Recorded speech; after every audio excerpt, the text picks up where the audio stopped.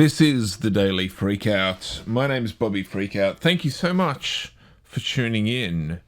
I think we've got things working out pretty well today. We're actually ahead of time by 10 minutes.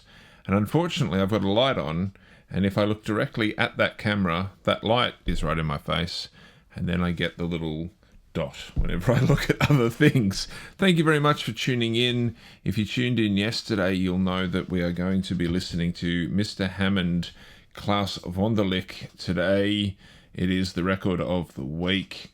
We're going to be listening to predominantly side one. It's going to be pretty exciting. We've got a few things to talk about. We've got Cuba, we've got Rage Against the Machine, and we've got AI helping stoners, which is something close to my heart.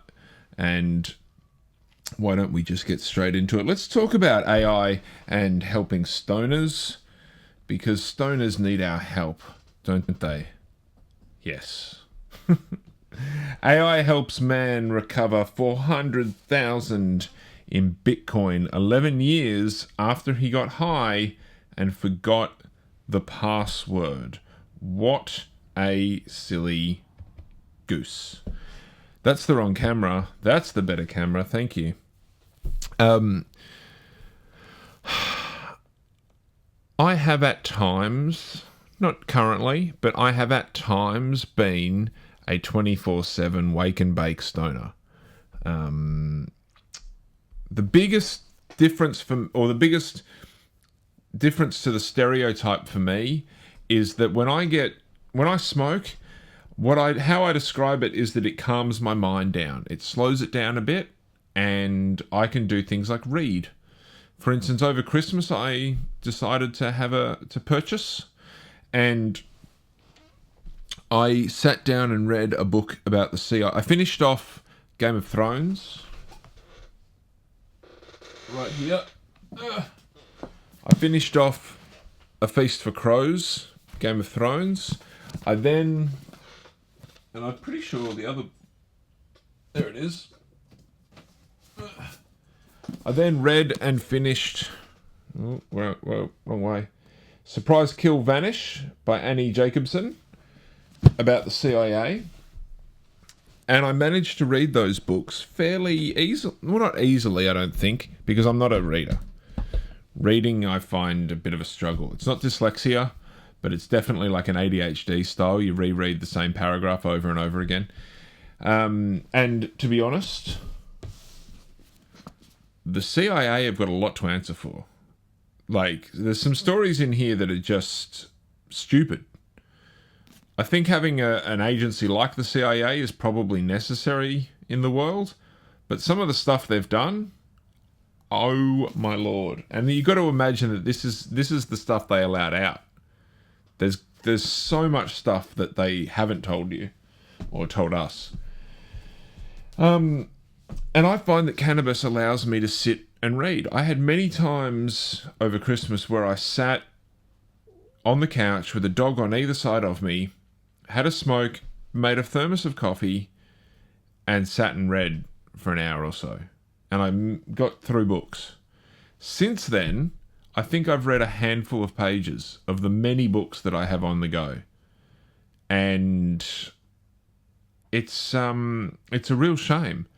I am planning that with my birthday coming up in a couple of months, I'm probably going to buy some more and probably sit on the couch and read. And so the idea that stoners are these weird, forgetful people, I don't get it. It doesn't compute with the way I work, or the way that my brain works. There are absolutely negatives to drug use of any kind. Using too much, using too often, all that kind of stuff is incredibly relevant and should never be ignored. We should always remember that that any drug can be abused and overused and all that kind of stuff. I'm not advocating for that, but this guy's experience of being forgetful and forgetting the password to his Bitcoin wallet is not the same as my experience. The user known as CPRKRN, Capricorn, on X shared the wild crypto recovery story on May 13th, saying Claude helped him regain access to 5 Bitcoin after years of failed attempts. He apparently, the Bitcoin's worth like $398,000 or something, so almost $400,000. Even if it's, who cares what currency that's in? That's pretty a good chunk of money. According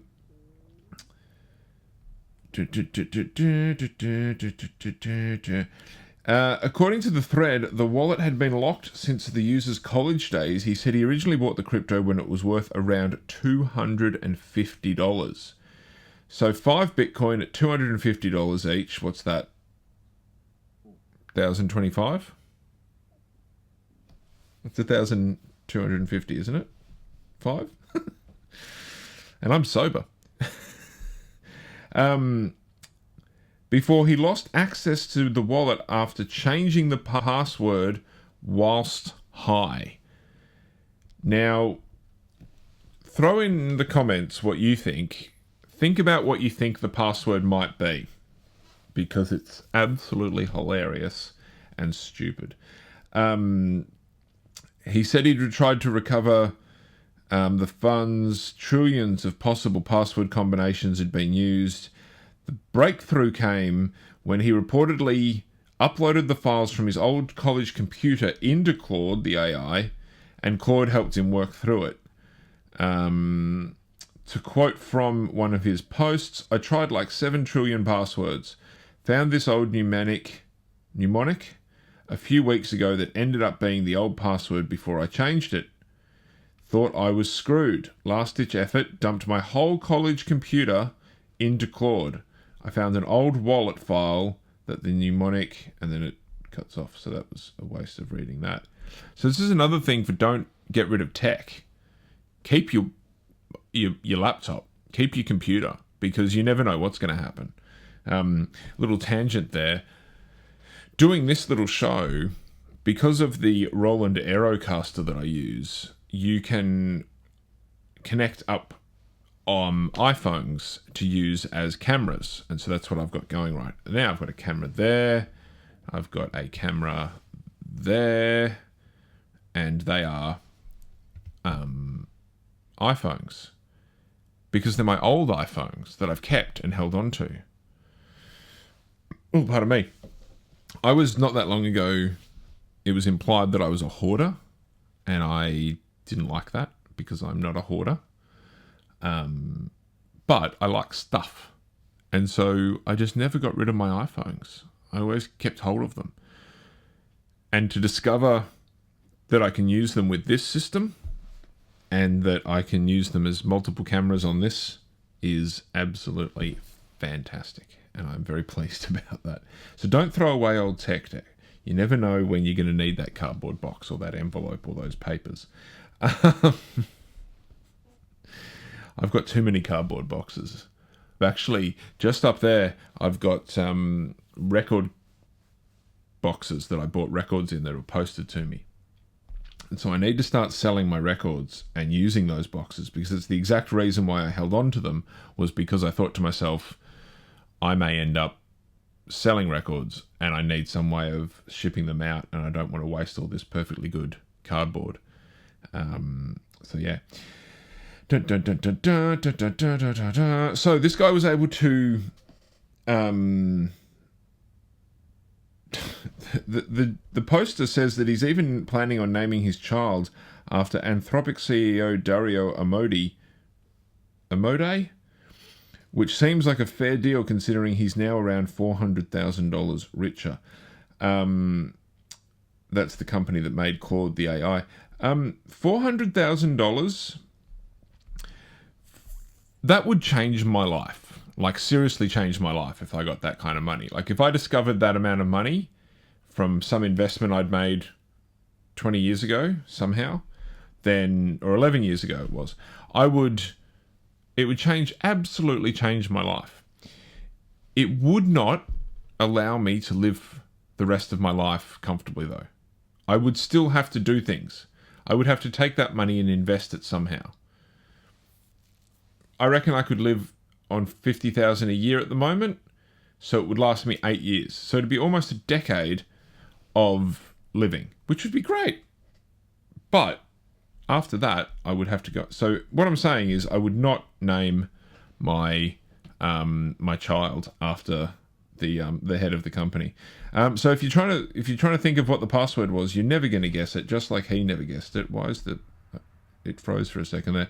The password was, and pardon my French, lol 420 fuck the police exclamation mark hashtag, oh no, not hashtag, asterisk smiley face. Lol 420 fuck the police exclamation mark asterisk smiley face. That was the gentleman's password, of which he got. He forgot that he did. And to be honest, it sounds like it's a pretty good password. If it took him 11 years in an AI bot in order to work it out, it sounds like the password did its job. I've got a somewhat elaborate series of passwords, and they confuse the hell out of me sometimes when I'm trying to remember which one I've used.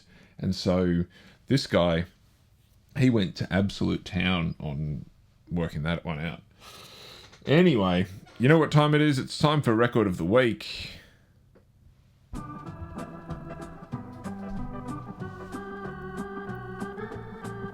This is Klaus Wunderlich with the Mr. Hammond with his version of Hello Dolly. I really, when I've been editing and stuff, I've been wondering how much the mix is. So let me know in the comments if you want to hear more of the record, less of the record, more of me, less of me, that kind of thing. Again, I listen to this and I imagine a little older couple in their lounge room having a little bit of a boogie. You can imagine the Donald Trump dance,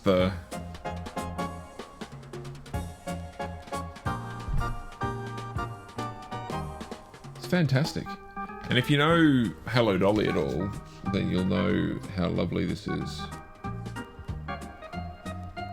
Again, I reckon this would be fantastic in a cafe or something like that whilst people are eating. In actual fact, wouldn't it be funny if you had an organ player in the elevator and you got in the elevator and there was actually a person playing this? Oh, fantastic. Thank you, Klaus. We'll be back to you in just a moment for a little bit more. But for right now, we're going to move on to our next headline. Rage Against the Machine's Tom Morello doing something that no one was expecting. That's a bit of sarcasm there for you, because this is completely unsurprising of Rage Against the Machine's Tom Morello. Often in a band, you assume the lead singer is, to a large degree, the leader or the antagonist. But it turns out that it's Rage Against the Machine's guitarist, Tom Morello, who has continued to be as political as they come. And to a certain degree, I quite like it. I think that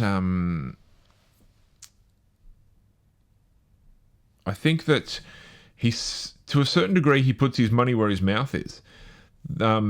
People gave Rage a bit of shit not that long ago because they were charging a lot for tickets and stuff like that. And people were like, oh, you're a millionaire guitarist, blah, blah, blah, blah, blah. How can you be claiming you're of the streets and all that kind of stuff? And even though, like, every now and again you see like pictures of his house and his kids and everything, and you go, oh yeah, now the guy's has made some money off Rage and off his whatever. The guy clearly has some money. And you think to yourself, oh, how much of it is a show? How much of it is a performance? But, like, he's used the same guitar and same amp and minimal pedals and minimal gear. Like, he's not an extravagant gear guitarist. He doesn't have, like, I've got more pedals in this room than he has on his pedal board. Now, I'm sure at home he's probably got a bunch of different stuff and he probably goes a little bit and stuff. But that's his profession. But the guy doesn't, or at least doesn't seem to be an extravagant, over-the-top kind of guy. He constantly turns up to protests. Like, Zach De La Rocca, the singer, or the vocalist of Rage Against the Machine, has been MIA for quite a while. So when he talks about political stuff, you go, oh, well, you're not exactly on the floor or on the street marching, fighting, are you? But Tom Morello turns up. He took to the streets in protest against ICE's new agents the claim that agents will flood New York City. So it was an anti-ICE demonstration. And given that Morello passes for fairly white, but he's got a few... his background is not... I feel like if I was more worldly and versed in the world, I would have a better... I would be able to tell you that where the name like Morello comes from, and I'd be able to work this out. He was born in Harlem in New York City, raised in... here we go. Here's his Wikipedia. Born in Harlem, New York City, and raised in Libertyville, Illinois, Morello became interested in music and politics while in high school. He attended Harvard. So he's got a degree in social studies. He met Zach De La Rocca...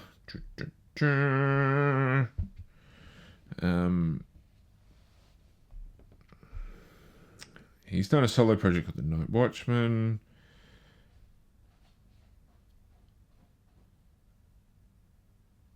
So his parents have names that are so his dad's name I can't even pronounce. Negath Nijoroj or something, and Mary Morello. An American mother of Italian and Irish descent, and a Kenyan father. So that's a pretty... I mean, that sums up American diversity, doesn't it? His mother is Italian-Irish, and so you've got to assume that maybe her parents were immigrants, and then a Kenyan father, who I assume is some kind of immigrant. I'm just going to assume that. He's disappeared, though, which is a bit... He doesn't seem to be part of it anymore, which is a bit of a shame. But anyway, what I'm saying is that the guy is... He's had success. There's no doubt that he's had success.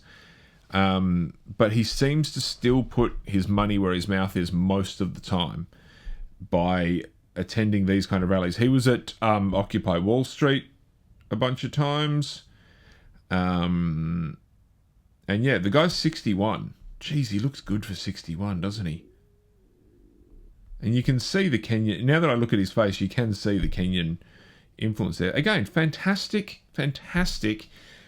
example of the mix of... The benefits of the mixing of races, and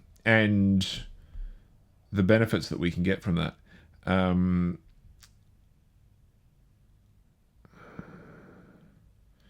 During the event, which was called Hands Off NYC, the musician called for a mass movement to oppose the administration's aggressive immigration tactics.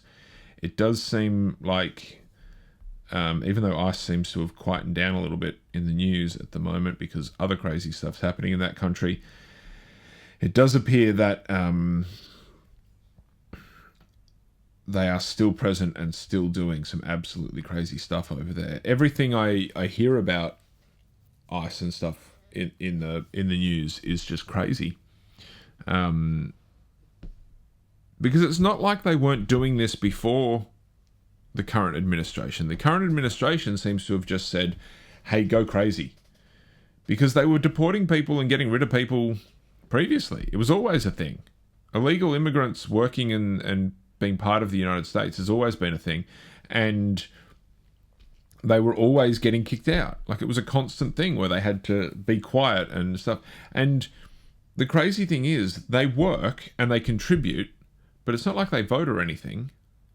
And as far as I'm aware, most of them probably don't get too much, if any, government assistance because they're illegal. So how can they? It just seems like a very strange, over-the-top reaction from the right-leaning members of the United States and the current administration. But it is good to see people like Tom Morello out there on the street doing it, whether he, I don't know, maybe he contributes some money to the cause, or whether his name actually brings any more eyes or any more notice to the display, to the protest. I don't know. Who knows how these things work? I'm not a big... Even though I would never tell anyone not to protest, I just don't see protests making that much of a difference that often. Especially on the street protests. They never seem to work. I mean, what did Occupy Wall Street achieve? It definitely brought more attention, sure. And we know about things a bit more, and we have attitudes and stuff, but I just wondered, how much did it really bring? How much do these protests actually bring? But never would suggest anyone not do it. If you want to do it and you think you're going to make a difference, you should absolutely go and do it. Protesting is on the streets like that is something that we should all enshrine in. I can't even think of the right words there. It's important. I might question it a bit, but it's definitely an important thing. Speaking of protest,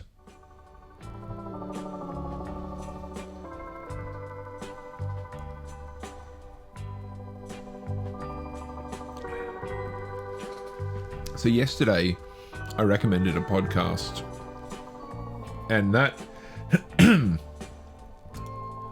playing that podcast with a little bit of Parliament Funkadelic got me a copyright notice. Not a strike or anything, but a notice. Because apparently they allow usage of their thing. Mr. Klaus Wunderlich has not gotten in touch. Now, unfortunately, Klaus died in the mid-90s, I believe. But Rotorsound, the company that made this album, have not gotten in touch and suggested that I don't play Klaus's music. So that's very nice of them. And that's why we like Klaus. Klaus is the man. And again, isn't this nice? It's very nice. Just...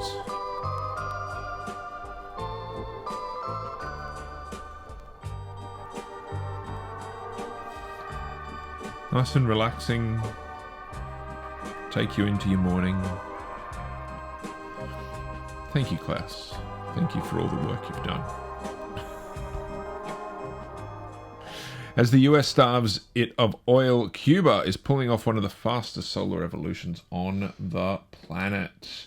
This is something touching on something from yesterday.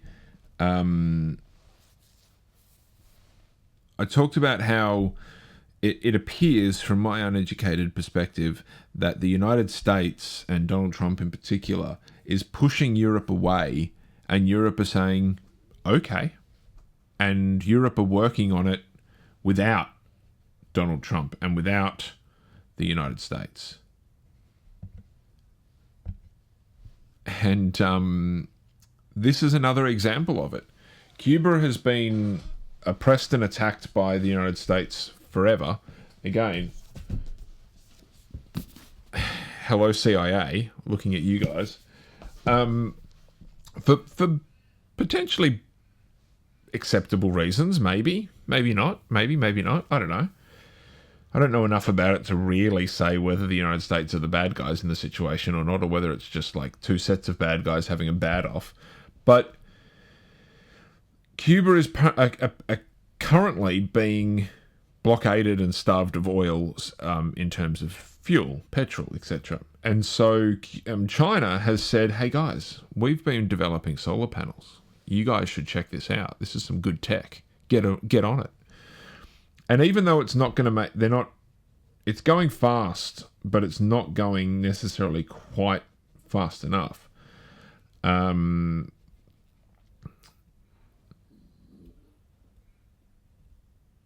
And, to quote the article here, others caution that Cuba's energy situation is so bleak, its grid so broken, and its economic situation so dire that renewables can only be a small part of the puzzle right now. So, a clean energy revolution, quote, sounds nice on paper, but you've got to have the resources, said Ricardo Torres, a Cuban economist at the American University in Washington. So, this isn't solving Cuba's problems instantly. There's no like quick switch that's just swapping it over to renewables and everything's fine. But the way the American administration is doing these things around the world, it's given up on soft diplomacy and is pushing hard diplomacy, which then has everyone go, yeah, no, I don't like that. We're going to go a different way.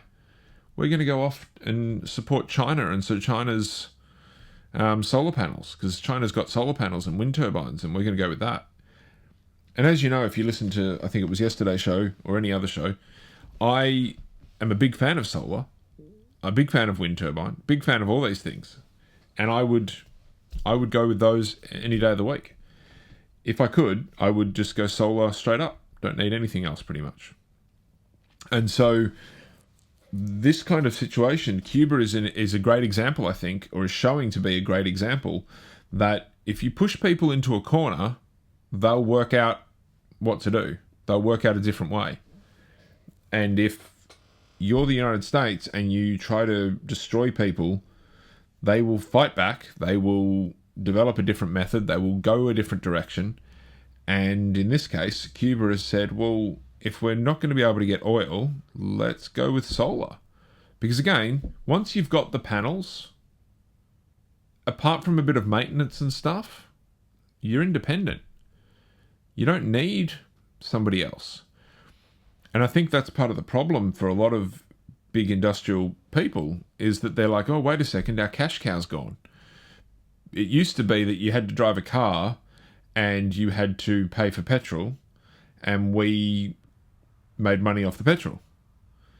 But if you've got a car or a mode of transport that doesn't involve that, then we don't make any money. I've been thinking lately about what's the most effective, efficient, cheap way for transport, and it's walking. If I could have everything walking distance, that'd be great. Because not only is walking good for me, but I don't have to pay anyone for anything. I don't have to pay. If I want to drive somewhere, I've got to have a license. I've got to pay for petrol. I've got to pay for the car. I've got to do all these things. You shrink that down to a bicycle with a trailer for your stuff. Again, it's good for you. It doesn't cost as much. There's still some costs involved. And I wouldn't be too against a registered road tax. If the roads were better suited for bikes, I'd pay for that. That'd be fine. Because it would be cheaper than cars. And it's better for me, better for the environment, etc., etc. The obsession with cars, I don't get. I like cars. They're very useful. I want a van. But I love my bike and I like walking. And it's so that I can have some kind of independence, energy independence. I'll use oil if I need to, if I want to. But isn't it great to be able to not use oil and not have to rely on other people and their profits? Anyway, that's enough of that hippie shit. This has been the Daily Freakout. Thank you so much. It's Thursday, the 14th of May. Tune in tomorrow for the 15th of May's episode on Friday. And until then, thank you. Oh, thank you. Yes, thank you. The delay on this one. Tractor systems are offline. Number one for today's hits and all-time favorites. Today's hits, that's right. Klaus Vonderlich's Mr. Hammond organ. Thank you very much. This has been the Daily Freakout. If you appreciate the show, like, comment, subscribe, all that kind of stuff. If you've listened this far, you are possibly the first person to ever make it to the end of the episode. Congratulations, you're a superstar. And I will see you tomorrow and in the future.